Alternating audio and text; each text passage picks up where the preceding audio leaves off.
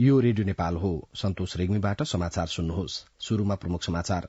यस वर्षको माध्यमिक शिक्षा परीक्षा एसईई आजदेखि शुरू हुँदै 4,84,227 विद्यार्थी सहभागी हुने।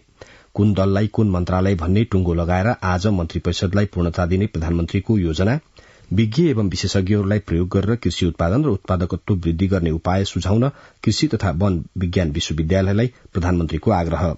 तनहु 1 मा गोविन्द भट्टराई र चितवन 2 मा जितनारायण श्रेष्ठलाई उपनिर्वाचनको उम्मेद्वार बनाउने नेपाली कांग्रेसको निर्णय र भारतको मध्य प्रदेशमा रामनवमी मनाउन भेला भएका भक्तजनहरू इनारमा खस्दा कम्तीमा 13 जनाको मृत्यु। सुरेश, के छ खबर? कहाँ छौ? मेरो सब ठिक छ यार, अफिसमा छु। अनि घर तयार भयो तिम्रो? घर त तयार भयो यार। अब घरमा इन्टरनेट, टेलिभिजन लाइन अनि टेलिफोन नम्बर पनि लिनु थियो। अब तिमी नै छौ यहाँ नेपालमा पाइने सुविधाको बारेमा जानकार भएको। म त 15 वर्ष भयो यार देशबाट टाढा भएको। सजेस्ट गर न यार, कुन राम्रो होला? इन्टरनेट, टेलिभिजन लाइन र टेलिफोन सेवाका लागि हो भने आँखा चिम्लेर नेपाल टेलिकमको fibre to the home FTTH सेवा लिहाल। तिमीलाई चाहिएको सबै सुविधा नेपाल टेलिकममा पाउँछौ। ढुक्क भएर लिँदा हुन्छ। ल, गजब भएछ। मलाई चाहिएको सबै सुविधा एउटै फाइबरबाट पाउने भएपछि थ्यांक यू यार। थ्यांक यू मलाई भन्दा नेपाल टेलिकमलाई भन। जनतालाई निरन्तर सेवा दिँदै आएको छ। नेपाल टेलिकम, राष्ट्रको सञ्चार। समाचार अब विस्तारमा। यस वर्षको माध्यमिक शिक्षा एसईई परीक्षा आज शुरू हुँदैछ। एसईई परीक्षाको सम्पूर्ण तयारी पूरा भएको परीक्षा नियन्त्रण कार्यालयले जनाएको छ। आज बिहान 8 बजेदेखि देशभर एकैसाथ अनिवार्य अंग्रेजी विषयको परीक्षा शुरू हुने राष्ट्रिय परीक्षा बोर्डका अध्यक्ष महाश्रम शर्माले जानकारी दिनुभयो। उहाँले सबै परीक्षा केन्द्रका लागि केन्द्राध्यक्षको नियुक्ति, सुरक्षा व्यवस्था, जनशक्ति परिचालन, प्रश्नपत्र र उत्तर पुस्तिका पुर्याउने लगायतका सबै काम सकिएको जानकारी दिनुभयो।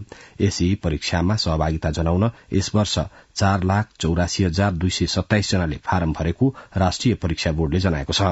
परीक्षामा सबैभन्दा धेरै बागमती प्रदेशका 1,06,959 विद्यार्थी र सबैभन्दा कम कर्णाली प्रदेशमा 41,329 परीक्षार्थी सहभागी हुँदैछन्। विद्यार्थीलाई कुनै डर त्रास नलिई ढुक्क भएर परीक्षा दिन परीक्षा बोर्डले आग्रह गरेको छ। परीक्षा केन्द्रमा परीक्षामा लैजान नहुने कुनै पनि वस्तु लगेको पाइएमा र जबरजस्ती गर्न खोजेमा वा केन्द्रमा खटिएका कर्मचारीबाट हुने गलत गतिविधि भएका प्रचलित कानून अनुसार कार्यवाही हुने बोर्डले जनाएको छ। बोर्डले यस वर्ष जापानमा पनि एसईई परीक्षा केन्द्र कायम गरेको जनाएको छ। नेपालबाट रोजगारीका सिलसिलामा जापान पुगेका नेपालीका 14 जना सन्तानले जापानबाटै परीक्षा दिने व्यवस्था मिलाइएको छ। एसईई परीक्षा चैत्र 29 गतेसम्म सञ्चालन हुनेछ। सत्ता गठबन्धनमा आबद्ध दलहरूको हिजोको बैठकमा कुन दललाई कुन मन्त्रालय दिने भन्ने सम्बन्धमा छलफल भएको छ। प्रधानमन्त्री निवास बालुवाटारमा बसेको बैठकमा कुन दललाई कुन मन्त्रालय दिने भन्ने टुंगो लगाउने प्रयास भए पनि सहमति पूर्ण रूपमा भइ नसकेको नेताहरूले जानकारी दिनुभएको छ। बैठकमा मन्त्रालय तोक्ने बारेमा थप छलफल गर्नुपर्ने भएकाले आज बिहान बैठक बसेर टुंगो लगाउने तयारी भएको छ। दलहरूलाई दिइने मन्त्रालयको संख्या यसअघि नै टुंगिए पनि कुन दललाई कुन मन्त्रालय दिने भन्ने विषयमा सहमति हुन नसकेपछि दलहरूबीच छलफल चलिरहेको छ। कुन मन्त्रालय कुन दललाई भन्ने टुंगो लागेपछि आजै मन्त्री परिषद विस्तार गर्ने योजना रहेको प्रधानमन्त्रीको सचिवालयले जनाएको छ। यसअघि नेपाली कांग्रेसले 8, माओवादी केन्द्रले 5, जसपा र एकीकृत समाजवादीले 2-2 तथा साना दललाई 1-1 मन्त्रालय दिने सहमति भएको थियो। हिजोको बैठकमा प्रधानमन्त्री पुष्पकमल दाहाल प्रचण्ड सहित कांग्रेस सभापति शेरबहादुर देउबा, जसपा अध्यक्ष उपेन्द्र यादव लगायतका गठबन्धनका शीर्ष नेताहरू सहभागी हुनुहुन्थ्यो। प्रधानमन्त्री पुष्पकमल दाहाल प्रचण्डले उद्यमशीलता अहिलेको आवश्यकता भएको बताउनु भएको छ। कृषि तथा वन विज्ञान विश्वविद्यालयको तेस्रो दीक्षान्त समारोहलाई हिजो चितवनको रामपुरमा सम्बोधन गर्नुहुँदै प्रधानमन्त्री प्रचण्डले अनुसन्धानबाट नवीनतम प्रविधिको विकास गरेर उत्पादन र उत्पादकत्व वृद्धि गर्नुपर्ने बताउनुभयो। प्रधानमन्त्री प्रचण्डले विश्वविद्यालयले विकास गरेको प्रविधिको प्रयोगले किसानको जीवनस्तर उकास्नुपर्ने अहिलेको आवश्यकता रहेको उल्लेख गर्नुभयो। प्रधानमन्त्रीले कृषि विश्वविद्यालय र त्रिभुवन विश्वविद्यालय बीचको स्वामित्व विवाद समाधान भइसकेको र कार्यान्वयनको चरणमा रहेको बताउनुभयो। प्रधानमन्त्रीले विज्ञ एवं विशेषज्ञहरूलाई प्रयोग गरी कृषि उत्पादन र उत्पादकत्व वृद्धि गर्ने उपाय सुझाउन पनि कृषि तथा वन विज्ञान विश्वविद्यालयलाई आग्रह गर्नुभयो। कार्यक्रममा विश्वविद्यालयका उपकुलपति प्राध्यापक डाक्टर पुण्य प्रसाद रेग्मीले कृषि क्षेत्रको विकास र अनुसन्धानमा सरकारले विश्वविद्यालयलाई सघाउनुपर्ने बताउनुभयो। दीक्षान्त समारोहमा स्नातक, स्नातकोत्तर र विद्यावारिधि तहका गरी 1085 विद्यार्थीलाई दीक्षित गरिएको थियो। हिजै भरतपुर विमानस्थलको नयाँ टर्मिनल भवन तथा विमानस्थल विस्तारको शिलान्यास गर्नुहुँदै प्रधानमन्त्री पुष्पकमल दाहाल प्रचण्डले देशमा अब राजनीतिक स्थायित्व कायम हुने बताउनुभयो। प्रधानमन्त्री प्रचण्डले सिंगो राष्ट्रलाई एकताबद्ध बनाएर विकास र समृद्धिको दिशातर्फ लैजान आफू लागि परेको र सबैलाई मिलाएर अघि बढ़ाउने बताउनुभयो। द्रुतमार्गको निर्माणसँगै निजगढ़ विमानस्थल निर्माणको काम पनि अघि बढ़ने प्रधानमन्त्रीले बताउनुभयो। प्रधानमन्त्री प्रचण्डले चितवनको अन्तर्राष्ट्रिय क्रिकेट रंगशालाको समस्या 1-2 सातामा समस्या समाधान गरी निर्माण कार्य अघि बढ़ाइने पनि उल्लेख गर्नुभयो। कार्यक्रममा संस्कृति, पर्यटन तथा नागरिक उड्डयन मन्त्री सुदन किराँतीले सरकार ग्रामीण स्तरमा समेत हवाई उडान गर्ने योजनामा रहेको बताउनुभयो। नेपाली कांग्रेसले आगामी वैशाख 10 गते हुने उपनिर्वाचनका लागि पार्टीका उम्मेद्वारको टुंगो लगाएको छ। केन्द्रीय कार्य सम्पादन समितिको हिजो पार्टीको केन्द्रीय कार्यालय सानेपामा बसेको बैठकले तनहु क्षेत्र नम्बर 1 मा पार्टीको केन्द्रीय सदस्य गोविन्द भट्टराई र चितवन क्षेत्र नम्बर 2 मा चितवनका पूर्व पार्टी सभापति जीत नारायण श्रेष्ठलाई उम्मेद्वार बनाउने निर्णय भएको बैठकपछि पार्टी प्रवक्ता डाक्टर प्रकाश शरण महतले जानकारी दिनुभयो।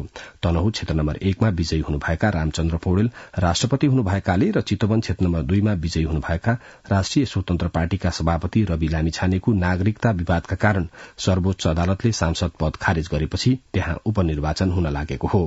प्रवक्ता डाक्टर महतले बारा क्षेत्र नम्बर 2 का सन्दर्भमा चैत्र 19 गते बस्ने पार्टीको केन्द्रीय कार्य सम्पादन समिति र संसदीय समितिको बैठकले निर्णय गर्ने जानकारी पनि दिनुभयो। निर्वाचन आयोगले वैशाख 10 गते हुने प्रतिनिधि सभा सदस्य उपनिर्वाचनका लागि मुख्य निर्वाचन अधिकृत नियुक्त गरेको जनाएको छ। भोलि शनिबारदेखि लागू हुने गरी उहाँहरूलाई मुख्य निर्वाचन अधिकृतमा नियुक्त गरिएको आयोगले जनाएको छ। न्याय परिषदको परामर्शमा चितवन क्षेत्र नम्बर 2 मा जिल्ला न्यायाधीश वासुदेव नेउपाने, बारा क्षेत्र नम्बर 2 मा जिल्ला न्यायाधीश मुकेश उपाध्याय र तनहु क्षेत्र नम्बर 1 मा जिल्ला न्यायाधीश कोमल प्रसाद आचार्यलाई हिजो नियुक्त गरिएको आयोगले विज्ञप्ति मार्फत जनाएको छ। मुख्य निर्वाचन अधिकृतको नियुक्तिसँगै भोलि सम्बन्धित निर्वाचन क्षेत्रमा निर्वाचन अधिकृतको कार्यालय खुल्नेछ भने उपनिर्वाचनका लागि चैत्र 20 गते उम्मेद्वारी मनोनयन पत्र दर्ता हुने कार्यक्रम रहेको छ।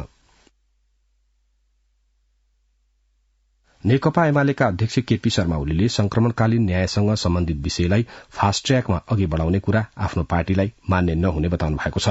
रिपोर्टर्स क्लबले काठमाण्डुमा हिजो गरेको साक्षात्कारमा अध्यक्ष ओलीले संक्रमणकालीन न्यायसँग सम्बन्धित विषयहरू अन्तर्राष्ट्रिय मापदण्ड अनुरूप अघि बढ़नुपर्ने आफूहरूको स्पष्ट धारणा रहेको बताउनुभयो। अन्तर्राष्ट्रिय समुदायलाई मान्य हुने गरी सर्वोच्च अदालतले गरेको फैसलाका आधारमा अघि नबढ़ाइए त्यस विषयमा आफूहरूले विमति प्रकट गर्ने बताउनुभयो। अध्यक्ष ओलीले फागुन 1 गते जनयुद्ध नभई हिंसा दिवस भएको भन्नुहुँदै सार्वजनिक विदा दिन नमिल्ने दावी गर्नुभयो। राजनैतिक दलहरूले नागरिकता विधेयक ल्याउन अब ढिला गर्न नहुनेमा जोड़ दिएका छन्। नागरिकता विधेयकका सम्बन्धमा काठमाण्डुमा हिजो भएको अन्तर्क्रिया कार्यक्रममा नेताहरूले छिटोभन्दा छिटो नागरिकता विधेयक ल्याएर पारित गर्नुपर्नेमा जोड़ दिनुभयो। नेपाली कांग्रेसका प्रमुख सचेतक रमेश लेखकले नागरिकता निकै संवेदनशील विषय भएकाले चाँडोभन्दा चाँडो विधेयक ल्याएर विषयवस्तु र प्रक्रियामा छलफल गरी पारित गर्नुपर्ने बताउनुभयो। एमाले नेता ऋषिकेश पोखरेलले नागरिकताको विषयलाई राजनीतिक विषय नबनाई राष्ट्रियता र सबैको साझा विषय बनाएर सहमतिमा टुंगो लगाउनु पर्ने बताउनुभयो।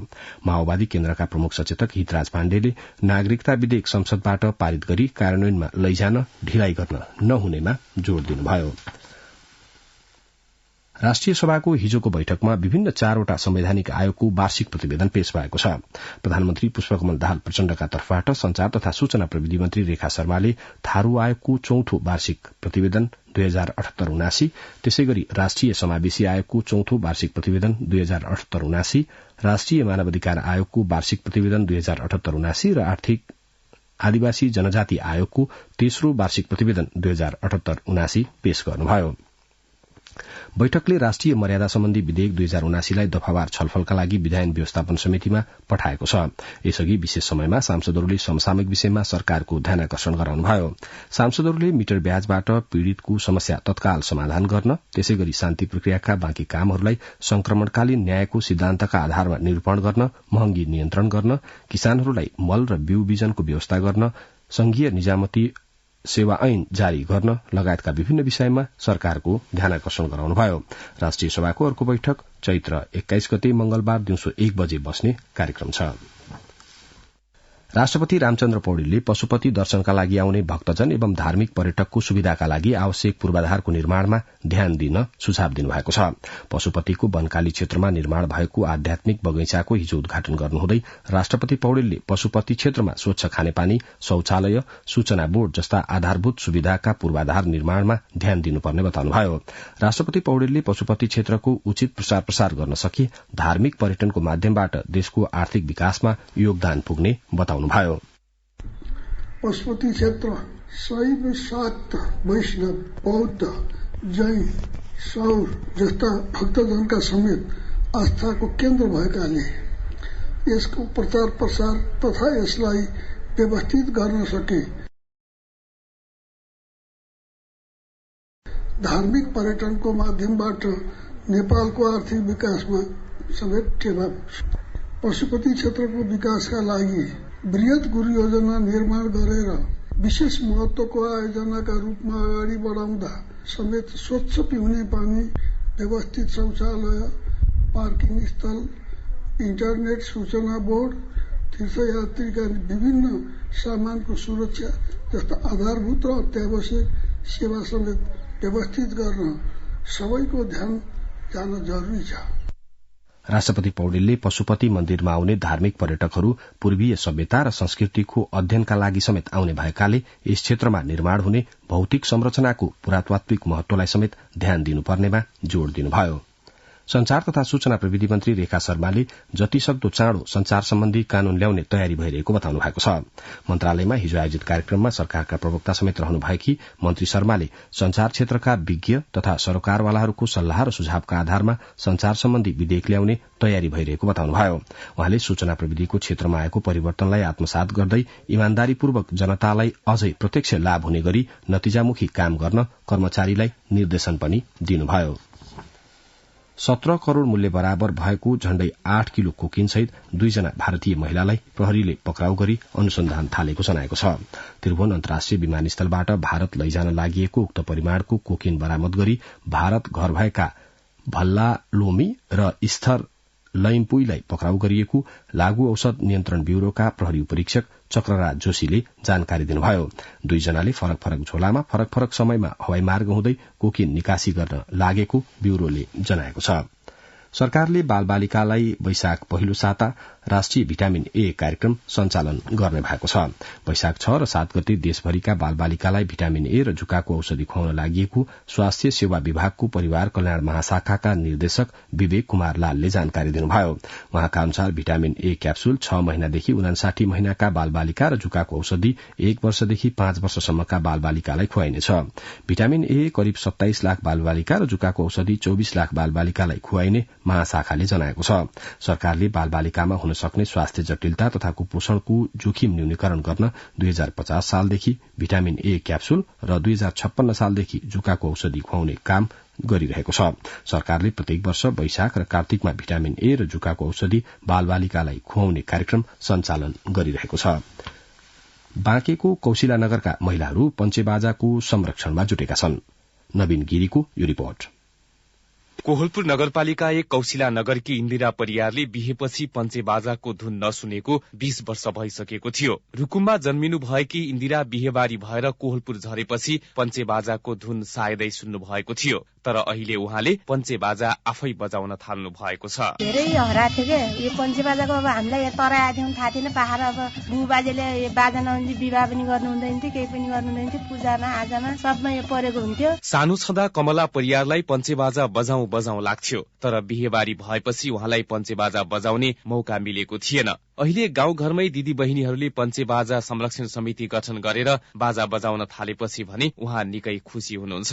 यतातिर आएपछि बिहा भइसकेपछि अब धेरै वर्षपछि अब यहाँ अब हामीले अब बाजा गाजा पाएका छौँ। अब हामीहरू बाजाहरू बजाएर आफै नाच्ने आफै रमाउने भइरहेछौँ। पुनम परियारले 2 हप्तादेखि पञ्चेबाजा बजाउन सिकिरहनु भएको छ। सुरुमा त परिवारले रोकटोक गरे, तर पञ्चेबाजाको महत्व बुझेपछि भएपछि अहिले परिवारको साथ र सहयोग मिलेको छ। बाजा गाजा सहित बिहा भएको, त्यही भएर मलाई सबैले दिदीबहिनीले बजाउँदा देखेर आफूलाई रहर लागेर मैले पनि बजाउन सिकेको। उहाँहरू मात्र होइन, रुकुमबाट कोहलपुरको कौशिला नगर आएका दिदीबहिनीहरूले मिलेर पञ्चेबाजा संरक्षणका लागि समूह नै बनाएका छन्। ममता विक यो समूहको प्रशिक्षक हुनुहुन्छ। उहाँले रुकुम छँदा बाजा बजाउन सिक्नु भएको थियो। त्यही सिप र कला उहाँले अरूलाई सिकाइरहनु भएको छ। पुरुषहरूले छोडिसके अनि महिलाहरूले अब आफ्नो केटीलाई जोगाम भनेर अहिले पञ्चेबाजाको महत्व कम हुँदै गएको छ। पश्चिमेली संस्कृतिको प्रभाव, नयाँ पुस्तामा घट्दो संस्कृति मोह लगायतका कारण आफ्नो पुर्ख्यौली पञ्चेबाजाको महत्व बिस्तारै कम हुन थालेको उनीहरू बताउँछन्। संरक्षण समितिकी सचिव कौशिला परियार, पहिलाको बाजाहरू सबै लोप हुँदै गएको छ। अहिले चाहिँ संरक्षण गर्नको लागि पनि महिला दिदी बहिनीहरूले बजाउँदाखेरि राम्रो पनि भएको छ। त्यतिकै बस्नुभन्दा केही न केही आफ्नो सिप कला जस्तो पनि भयो। विवाह, मेला, महोत्सव, सप्ताह लगायतका कार्यक्रम हुँदा पञ्चेबाजाको माग हुने गरेको छ।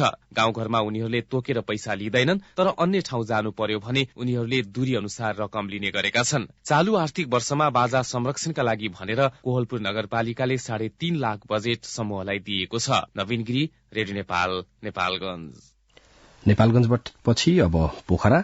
भूमि वर्गीकरण गर्दा अधिकांशले आफ्नो जमीन आवासका रूपमा दर्ता गराएपछि पोखरा उपत्यकामा खेतीयोग्य जमीन घटेको छ। पोखरा संवाददाता गौरव त्रिपाठीको यो रिपोर्ट। पोखरा महानगरपालिकाको कृषि योग्य भूमि घटेको छ। अधिकांशले आफ्नो जमिनलाई आवासीय दावी गर्दा यहाँको उर्वर भूमि मासिने खतरा बढेको कृषि वैज्ञानिक डाक्टर अनिल सुवेदी बताउनुहुन्छ। 190 वर्ग किलोमिटर क्षेत्र चाहिने खेतीयोग्य जमिन भनेर राखिएको छ। यो हिसाबले हेर्दाखेरि करिब 35 वर्ग किलोमिटर जमिन कृषि क्षेत्रबाट यो चाहिँ घटेको देखियो। 1 वर्ग किलोमिटर भनेको करिब 100 हेक्टर जमिन हुन्छ। पोखरा 5 का वडाध्यक्ष विष्णु बरालले टोल विकास समितिहरूसँग छलफल गर्दा आफ्नो जमिनलाई कृषि क्षेत्र मान्न कोही नभेटेको बताउनु भयो। जीवन शैलीहरू हामीले त्यो जग्गाको भू उपयोग गर्ने शैलीमा अलिकति परिवर्तन आएको र आम नागरिकको आवास क्षेत्रमै पार्दिनुहोस् भन्ने खालको चाहना पनि आएको। जग्गा वर्गीकरण चाहिँ हामीले समयमै गरेको भए यहाँका केही भूभागहरूलाई कृषि क्षेत्रमा बनाएर संरक्षण गर्ने पनि सक्थ्यो। पोखरा उपत्यकामा 12वटा वडामा अहिले कहीँ कतै पनि कृषि गरिएको छैन। कृषिमा आश्रित भए पनि जग्गाको वर्गीकरणका क्रममा कृषि क्षेत्रमा पार्न अधिकांशले इन्कार गरेको पोखरा महानगरपालिकाका कृषि महाशाखा प्रमुख मनोहर कड़रिया बताउनुहुन्छ।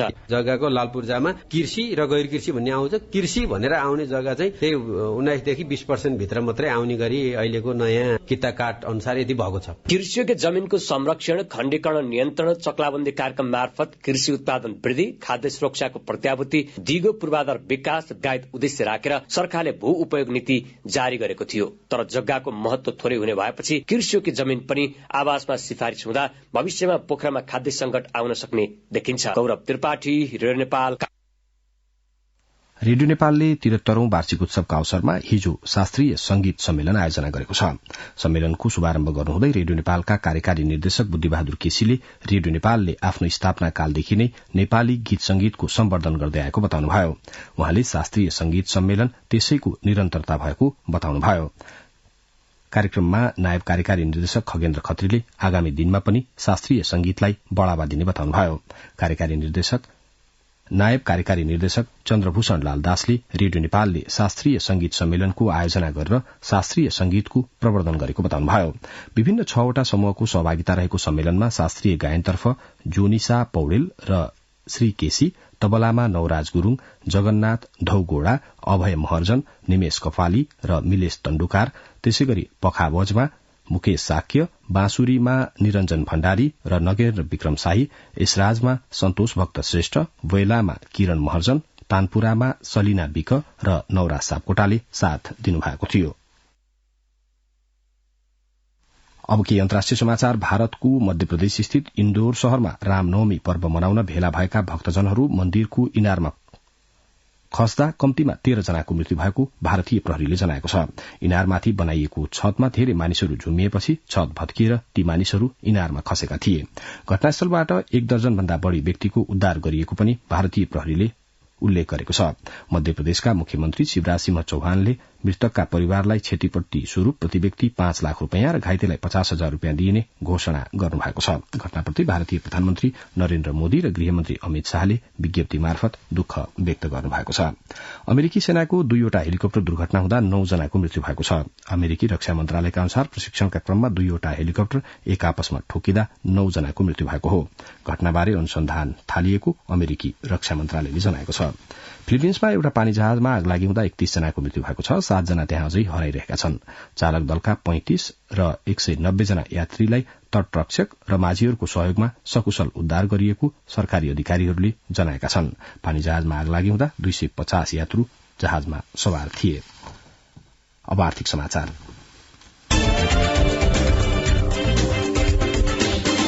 सिंहदरबारभित्र पुतली बगैँचामा निर्माण थालिएको नयाँ संघीय संसद भवन पूरा गर्न निर्माण व्यवसायीले 1 वर्ष समय थप गर्न माग गरेको छ। निर्माण कम्पनीले कोरोना संक्रमणको कारण देखाएर 6 महिना म्याद थप गराए अनुसार यही चैत्र मसान्तसम्म निर्माण गर्नुपर्नेमा भित्री संरचना पूरा हुन नसकेको भन्दै अझै 1 वर्ष समय माग गरेको हो। शहरी विकास तथा भवन निर्माण विभाग अन्तर्गतको विशेष भवन निर्माण आयोजना समन्वय कार्यालयका उपनिर्देशक दीपक श्रेष्ठले भवन पूर्ण रूपमा सम्पन्न गर्न निर्माण व्यवसायको प्रस्ताव प्रक्रियामा रहेको जानकारी दिनुभयो। उपनिर्देशक श्रेष्ठले हाल 62% काम सम्पन्न भएको र भित्री संरचना, फिनिशिङ, साजसज्जाको काम बाँकी रहेको जानकारी दिनुभयो। 3 वर्षमा संसद भवनको निर्माण सम्पन्न गर्ने गरी 2076 असोजमा तुदी शेख जेबी र शहरी विकास तथा भवन निर्माण विभाग बीच सम्झौता भएको थियो। त्रिवेणी समूहले नेपाल चिया विकास निगमको चिया बगान र कारखाना भाडामा लिए बापतको कर तिर्न अटेर गरे स्थानीय निकायले कानूनी कार्यवाहीका लागि पहल गर्ने निर्णय गरेका छन्। नेपाल चिया विकास निगमको 7वटा चिया बगान र कारखाना 50 वर्षका लागि भाडामा लिने सम्झौता गरेको त्रिवेणी समूहले 22 वर्षदेखि राज्यलाई सम्पत्ति, मालपोत र व्यवसाय कर नतिरेको भन्दै झापा र इलामका 6वटा स्थानीय तहले कर असुल गर्ने निर्णय गरेका हुन्। झापा र इलाममा रहेको निगमका चिया बगान त्रिवेणी समूहले 2057 असार 14 गते भाडामा लिएको थियो। सरकारले भाडामा व्यवसाय गर्न दिएको जग्गाको सम्पत्ति कर, मालपोत र व्यवसाय कर तिर्न पटक पटक पत्रचारका साथै ताकेता गर्दा पनि अटेर गरेपछि निगमको चिया बगान क्षेत्राधिकार भित्र रहेका 6वटा पालिकाले सामूहिक रूपमा असुलीको उपाय खोज्न बाध्य हुनु परेको मेचीनगर नगरपालिकाका प्रमुख गोपाल बुढाथोकीले जानकारी दिनुभयो। नेपाल इटली उद्योग वाणिज्य संघको अध्यक्षमा व्यवसायी सञ्जय अग्रवाल निर्वाचित हुनुभएको छ। काठमाडौँमा सम्पन्न संघको 9औं साधारण सभाले अग्रवालको अध्यक्षतामा 28 सदस्यीय कार्य समिति निर्विरोध चयन गरेको हो। संघको 2 उपाध्यक्षमा निरज श्रेष्ठ र मनोज गेवाली तथा महासचिवमा तीर्थबहादुर रोका, कोषाध्यक्षमा पवन अग्रवाल र सचिवमा रोमनाथ घिमिरे र मनोज श्रेष्ठ बडेल निर्वाचित भएको संघले जनाएको छ। नवनिर्वाचित कार्य समितिले नेपाल र इटली बीच व्यापार, लगानी, पर्यटन क्षेत्रको प्रवर्धन गर्दै द्विपक्षीय आर्थिक सम्बन्धलाई नयाँ उचाइमा पुर्याउने लक्ष्य लिएको छ। नेपाल र इटली बीच व्यापार घाटा कम गर्न नेपाली वस्तुको निकासी बढाउन पहल गर्ने संघले जनाएको छ। अर्जुन श्रेष्ठ। अब खेल समाचार। ललितपुर मेयर्स कप महिला T20 राष्ट्रिय क्रिकेट प्रतियोगिताको तेस्रो संस्करणमा नेपाल एफएफ क्लबले कोशी प्रदेशलाई हराउँदै च्याम्पियन बनेको छ। ललितपुर मेयर्स कपको 3 संस्करणमा एफएफ च्याम्पियन बनेको छ। पहिलो र दोस्रो संस्करणमा सुदूरपश्चिम प्रदेश पराजित भएको थियो। ट्युब मैदान कीर्तिपुरमा भएको फाइनल खेलमा कोशी प्रदेशलाई 54 रनले पराजित गरी एफएफ च्याम्पियन बनेको हो। एफएफले दिएको 155 रनको लक्ष्य पछ्याएको कोशी प्रदेशले 20 ओभरमा 6 विकेट गुमाएर 100 रन मात्र बनाउन सक्यो। त्यसअघि टस हारेर पहिले ब्याटिङ गरेको एफएफले 20 ओभरमा 1 विकेट गुमाएर 154 रन बनाएको थियो। यो ललितपुर मेयर्स कपको नै सर्वाधिक ठूलो एक फल हो। नेपाल एफएफ क्लबकी सीता राणा मगर ललितपुर मेयर्स वुमेन्स च्याम्पियनशिपको सर्वोत्कृष्ट खेलाडी चुनिएकी छिन्। एफएफलाई लगातार दोस्रो पटक च्याम्पियन बनाउन शानदार अलराउन्डर प्रदर्शन गरेकी Sita player of the tournament खेलाडी चुनिएकी हुन्। कोशी प्रदेशको कप्तान रुबिना छेत्री बेलवासे उत्कृष्ट ब्याटर र युवा तीव्र गतिकी बलर निशा शाह उत्कृष्ट बलर चुनिएकी छिन्। प्रतियोगिता चैत्र 9 गतेबाट शुरू भएको थियो। प्रधानमन्त्री कप 3 नेशन फुटबल प्रतियोगिताको उपाधिका लागि शुक्रबार नेपाल र लाओस आम्ने सामने हुँदैछन्। अपराह्न 6 बजे हुने फाइनलमा दुवै टिम उपाधि जित्ने लक्ष्यमा रहेका छन्। छन्। पहिलो खेलमा लाओसमाथि 2-0 को जित दर्ता गरेको नेपालले दोस्रो खेलमा भुटान विरुद्ध 1-1 को बराबरी खेलेको थियो। उता लाओसले भने भुटानलाई पराजित गर्दा नेपालसँग स्तब्ध भएको थियो। शुक्रबारको फाइनल अघि बिहिबार भएको प्री म्याच कन्फरेन्समा नेपाली टिमका कप्तान किरण चेम्जुङले उपाधि जित्ने लक्ष्यका साथ मैदानमा उत्रिने बताएका छन्। नेपाली टिममा युवा खेलाडी रहेको र यसले अनुभव र मनोबल दुवै बढ्ने बताए। नेपाली टोलीका प्रशिक्षक भिन्सेन्जो एनिसले नेपाली टोलीमा अहिले अधिकांश नयाँ खेलाडी भएको बताउँदै उनीहरूको आत्मविश्वासका लागि पनि जित आवश्यक रहेको उल्लेख गरे। अजय बम। अब मौसम आज देशभर सामान्यदेखि पूर्ण बदलिरही केही स्थानहरूमा मेघगर्जन, चट्याङ, हावाहुरी सहित हल्कादेखि मध्यम वर्षाको सम्भावना रहेको छ। उच्च पहाड़ी तथा हिमाली भूभागमा केही स्थानमा हल्का हिमपातको पनि सम्भावना रहेको जल तथा मौसम विज्ञान विभागले जनाएको छ। गत 24 घण्टामा काठमाडौँ उपत्यकामा मापन गरिएको अधिकतम तापक्रम 26.6 डिग्री सेल्सियस, न्यूनतम तापक्रम 11.8 डिग्री सेल्सियस, सापेक्षिक आर्द्रता 83%। आज दिउँसो काठमाडौँ उपत्यकाको तापक्रम 23 देखि 25 डिग्री सेल्सियसका बीच रहने अनुमान गरिएको छ। काठमाडौँ उपत्यकामा सूर्योदय आज बिहान 5:56 भयो भने सूर्यास्त भरे साँझ 6:21 हुनेछ। अन्त्यमा प्रमुख समाचार पुनः एकपटक। यस वर्षको माध्यमिक शिक्षा परीक्षा एसईई आजदेखि शुरू हुँदै 4,84,227 विद्यार्थी सहभागी हुने एसईई परीक्षालाई व्यवस्थित र भयरहित बनाउन प्रधानमन्त्री प्रचण्डको अपील। कुन दललाई कुन मन्त्रालय भन्ने टुङ्गो लगाएर आज मन्त्री परिषदलाई पूर्णता दिने प्रधानमन्त्रीको योजना। विज्ञ एवं विशेषज्ञहरूलाई प्रयोग गरी कृषि उत्पादन र उत्पादकत्व वृद्धि गर्ने उपाय सुझाउन कृषि तथा वन विज्ञान विश्वविद्यालयलाई प्रधानमन्त्रीको आग्रह। तनहु 1 मा गोविन्द भट्टराई र चितवन 2 मा जितनारायण श्रेष्ठलाई उपनिर्वाचनको उम्मेद्वार बनाउने नेपाली कांग्रेसको निर्णय र भारतको मध्यप्रदेशमा रामनवमी मनाउन भेला भएका भक्तजनहरू इनारमा खस्दा कम्तीमा 13 जनाको मृत्यु। बिहान 7 बजेको समाचार सकियो। अर्को समाचार प्रसारण 8 बजे अंग्रेजीमा सुन्न सक्नुहुनेछ। हवस् त, नमस्कार।